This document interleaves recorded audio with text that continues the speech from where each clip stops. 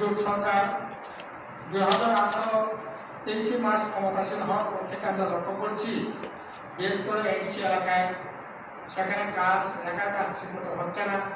এই যে এই আর্থিক বছর, এই যে এই মাসে 4-5 তারিখে আপনার সরকারি হিসাব মতে ঘরে গিয়ে সেখানে 45 দিন কাজ হয়েছে। 45 দিন যদি হয়, আপনার এখন চলছে 11 মাস, তাহলে 45 দিন যদি হয় 4-11-44 মাসে 4 দিন করে কাজ হচ্ছে। বিভিন্ন যে লাইন ডিপার্টমেন্টগুলো যে কাজ, এগুলো তো পুরোপুরি বন্ধ, কোনো ডিপার্টমেন্টে কোনো কাজ হচ্ছে এই ঘটনা আমাদের এডিসি এলাকায় প্রায় রাজ্যে এখন নেই।